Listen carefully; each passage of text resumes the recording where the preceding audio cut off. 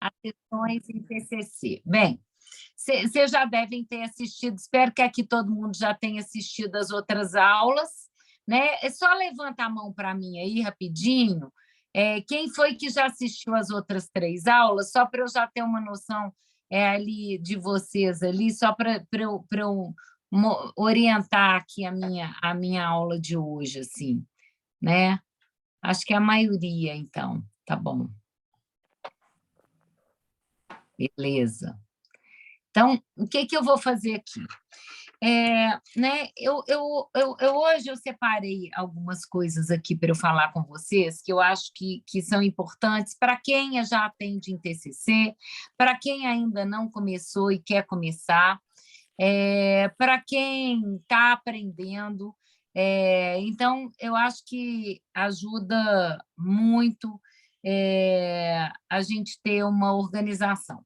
Eu, como vocês devem ter percebido aqui hoje, eu já comecei atrapalhada, né? Eu tenho um transtorno de déficit de atenção e hiperatividade, para quem não sabe, então às vezes eu costumo colocar isso.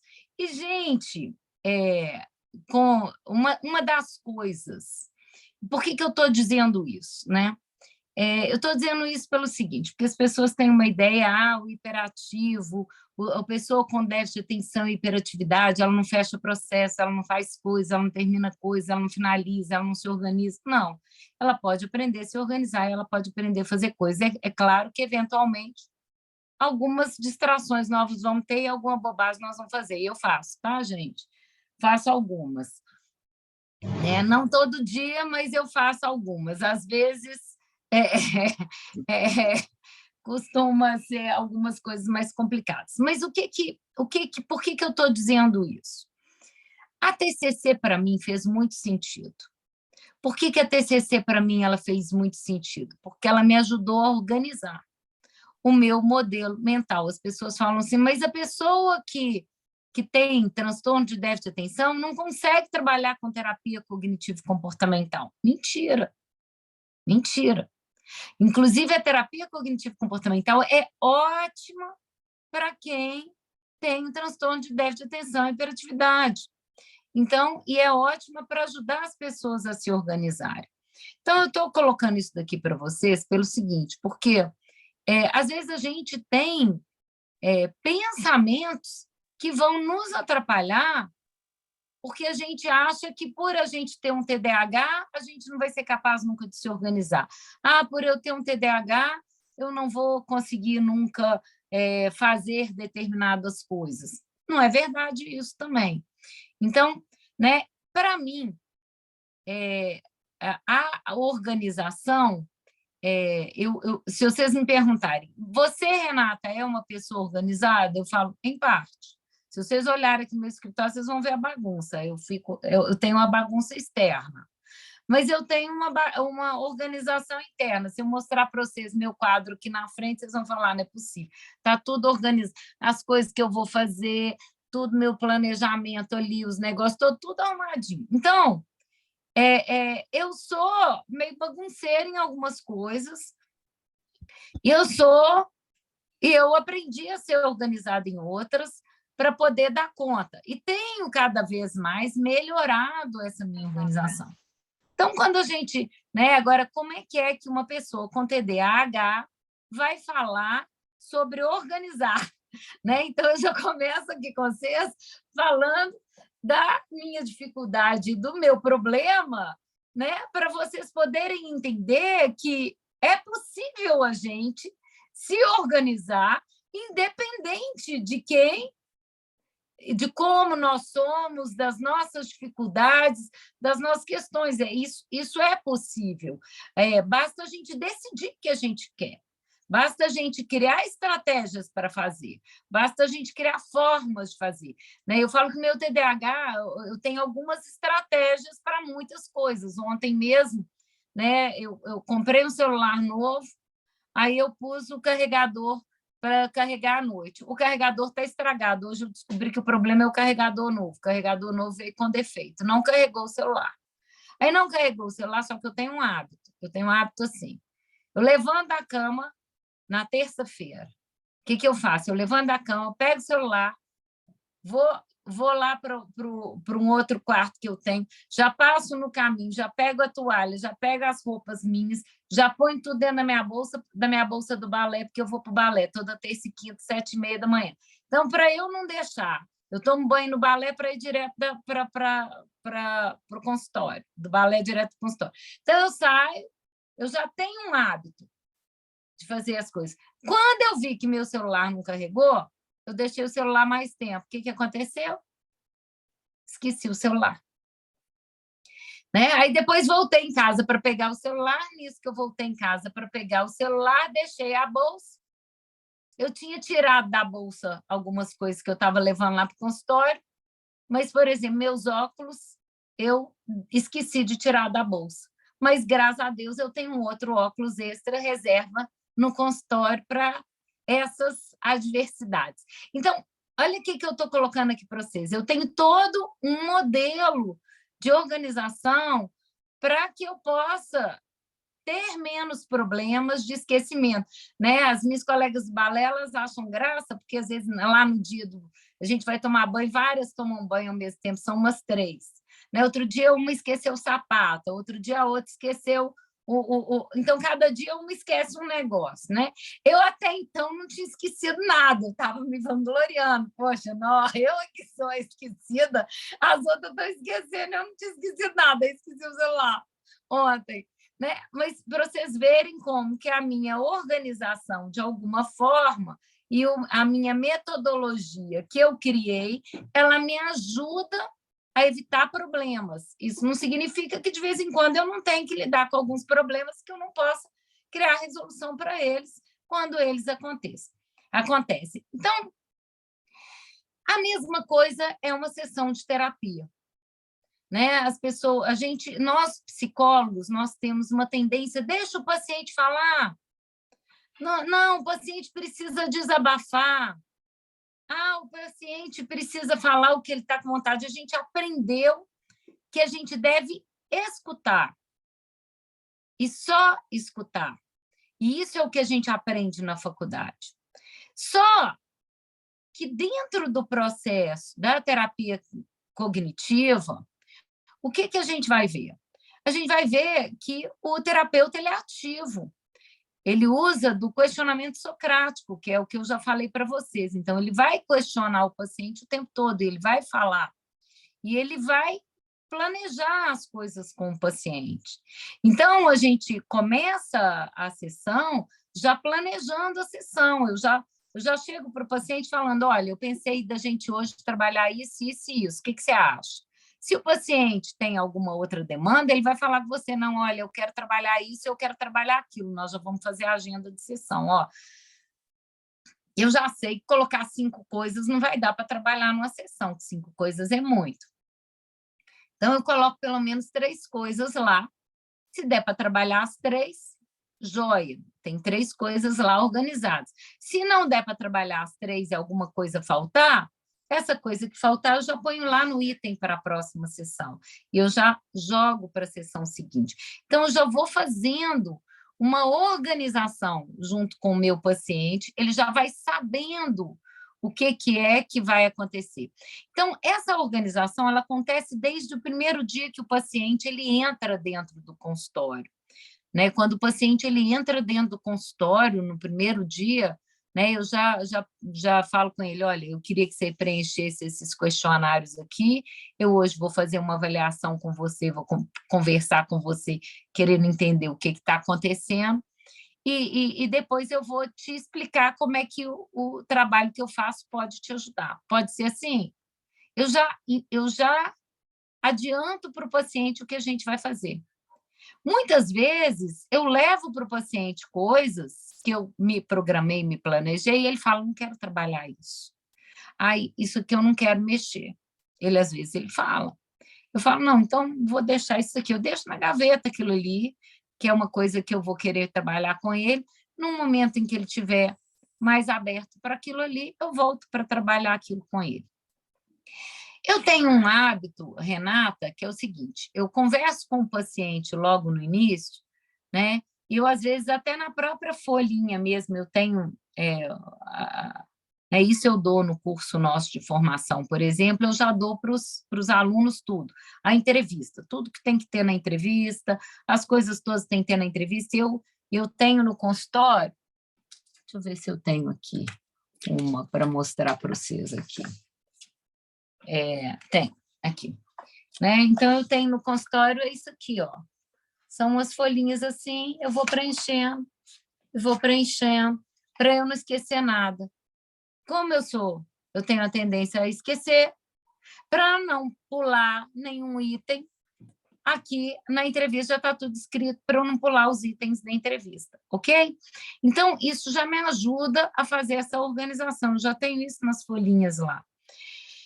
Né? Então, agora, em alguns casos, por exemplo, quando é preciso a gente fazer, às vezes, alguma intervenção que a gente observa que o paciente está em risco, ou está em risco de vida, por exemplo, aí eu pulo essa sessão e passo por uma intervenção, às vezes mesmo que seja a primeira sessão, né? Eu já mudo o meu planejamento com ele ali.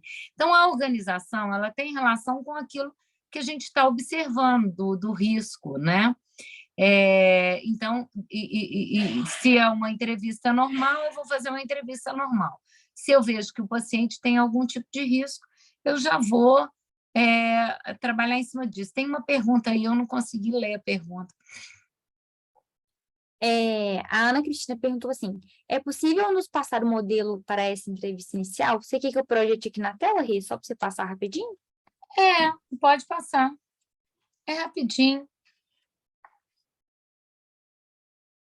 É um modelinho básico.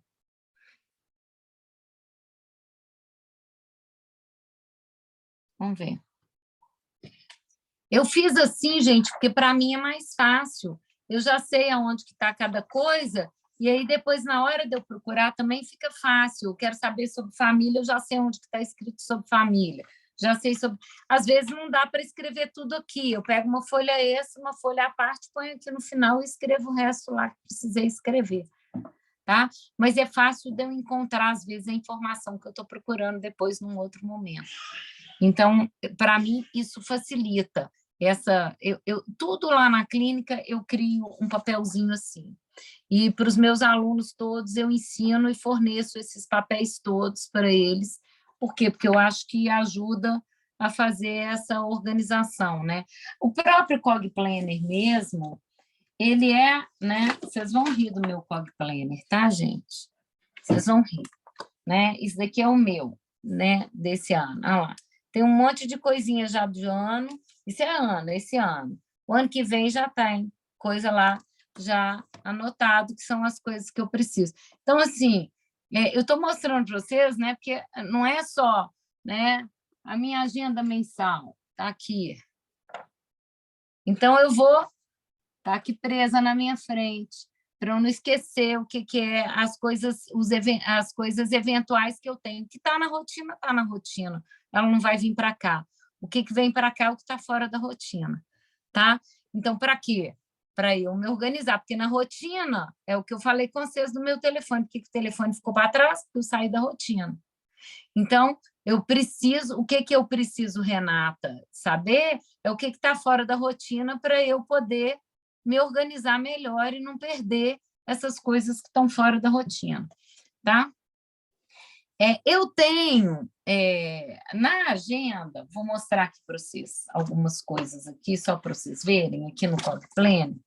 Isso tudo tem relação, porque o Cog Planner é a forma que eu, Renata, organizei, eu vou só explicar para vocês um pouquinho sobre isso, né? Quando eu trabalhava com os meus pacientes e tratava os meus pacientes, qual que é o grande problema dos nossos pacientes? A grande maioria deles não tem um mínimo de organização, não vou dizer todos, né? Nos seus pacientes muito perfeccionistas ou com toque, fora esses, o resto tem problema, a maioria tem problema de organização e de planejamento. Então, eu falava assim, eu dava uma folha de deveres de casa, o paciente perdia, o paciente não sabia onde é que tinha colocado, vinha na próxima sessão, perdia. Aí eu falei, gente, quando eu criei o Cog Planner, eu falei, bem, ele vai ter um trem desse tamanho, com um negócio desse tamanho, é impossível que ele vai perder um trem desse, né? Então, ele vai ter que ter lá o material. Então, Os materiais que eram mais fáceis de ser compartilhados, eu coloquei aqui para facilitar.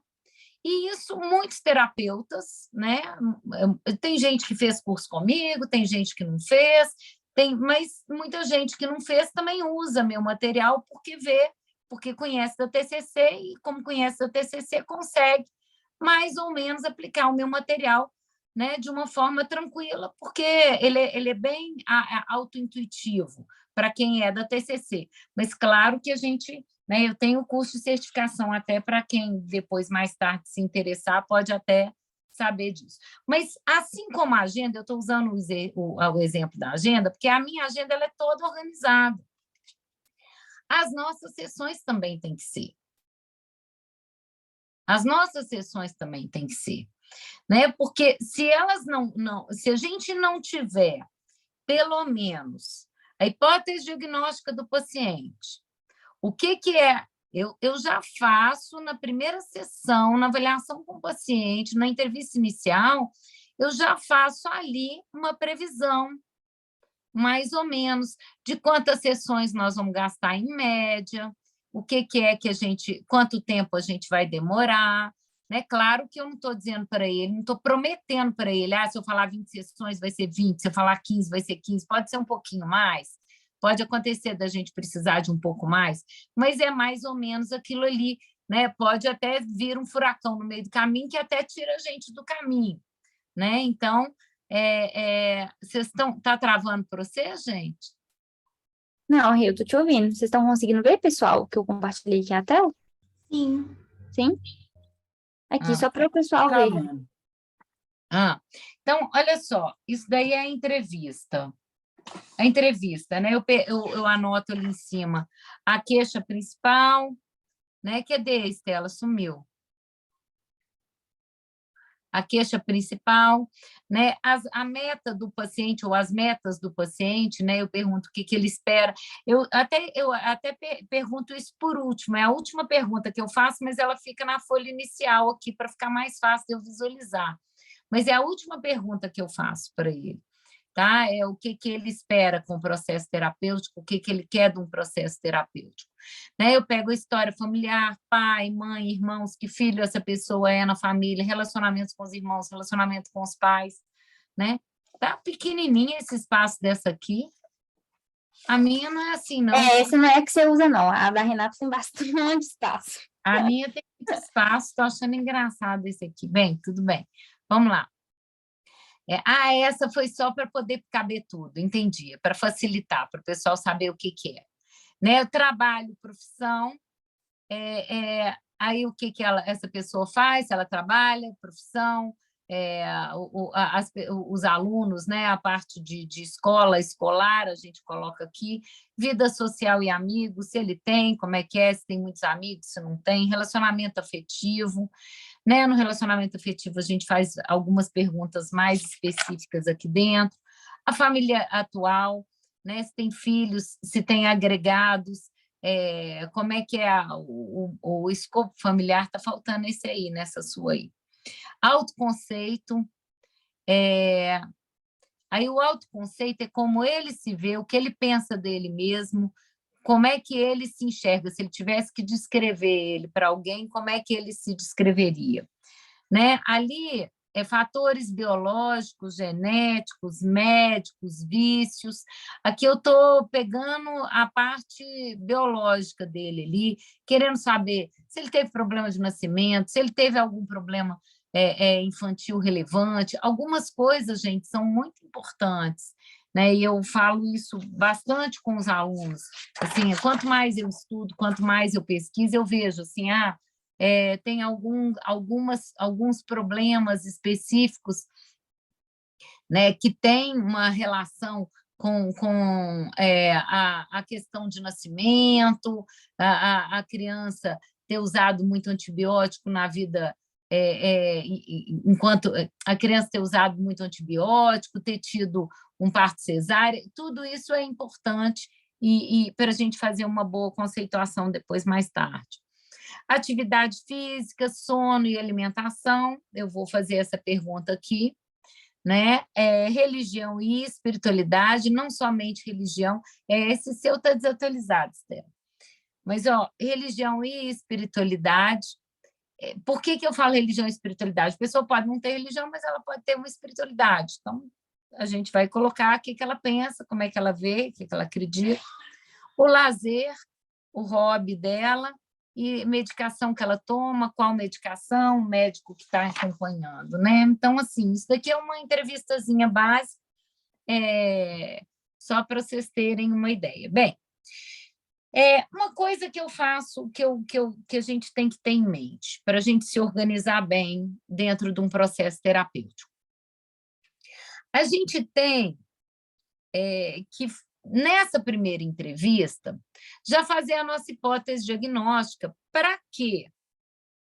Por que vocês acham que é importante, nessa primeira entrevista, a gente fazer uma hipótese diagnóstica? E o que isso tem a ver com organização das sessões em TCC? Por que a hipótese diagnóstica tem relação com organização das sessões no TCC? Quero respostas, quero que vocês me respondam. O que vocês acham? Vai direcionar as nossas estratégias de intervenção. Exato, dá um exemplo. O que você vai investigar mais a fundo, né? Exatamente. Qual que é o caminho que você vai fazer com aquele paciente? O paciente está muito deprimido, está péssimo, está num estágio assim, que ele não responde a nada. Eu já vou mandar ele fazer uma organização da semana, vai dar errado, vai dar ruim. Uhum. Não vai dar certo, vai dar problema. E por que vai dar problema eu mandar ele organizar a semana dele? Porque isso vai ser muito complicado para ele. Ele já vai desistir ali dessa tarefa ali de cara. Eu tenho que pegar ele e pôr uma tarefa que vai melhorar o humor dele ali naquele primeiro momento. Então, por isso que é importante a gente ter uma visão do que está acontecendo com o paciente e fazer uma hipótese diagnóstica para a gente traçar o caminho. Porque se a gente vai, às vezes, num determinado paciente, fazer uma organização funciona, com o outro não. Com o outro ele está tão ruim que ele não vai conseguir fazer o primeiro passo daquela organização, vai dar errado. Então, a gente tem que melhorar o humor dele e fazendo ele fazer algumas pequenas estratégias até a gente conseguir introduzir algumas estratégias de organização, de planejamento, ao longo do tempo aqui. Então, a gente precisa ter essa percepção para a gente não atropelar o processo. Se a gente faz essa percepção, peraí, o que vai ser difícil para esse paciente? O que esse paciente tem? Esse paciente está assim, assim, assim, assado. Quais são as dificuldades que ele pode apresentar no decorrer do processo terapêutico? Você me faça essa pergunta.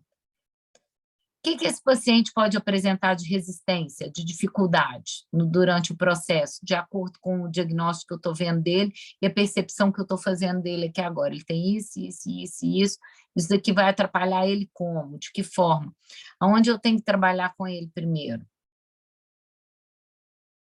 Né? Então, assim, eu já faço alguns planejamentos. Paciente de toque, por exemplo, vou dar um exemplo. Paciente de toque, por exemplo. Eu, Renata, vou direto para a estratégia metacognitiva com o paciente de toque, direto, de cara. Às vezes, na hora que chega na hora de eu ir fazer a exposição, ele já flexibilizou, nem preciso fazer estratégia de exposição. E eles acham até engraçado. Outro dia isso aconteceu. Um paciente que eu tenho com o doutor Eduardo, que é um psiquiatra de São Paulo, que me manda muito paciente de toque, né? Aí o paciente foi lá para fazer a revisão com o doutor Eduardo. Aí o doutor Eduardo perguntou, e aí, você está fazendo muita exposição? Como é que tá as estratégias de exposição? Claro, ele conhece o TCC, ele sabe que a gente usa isso. Aí ele fez essa pergunta, aí ele não soube responder, ficou meio assim e tal. Aí falou, eu acho melhor você ir conversar com o doutor Eduardo.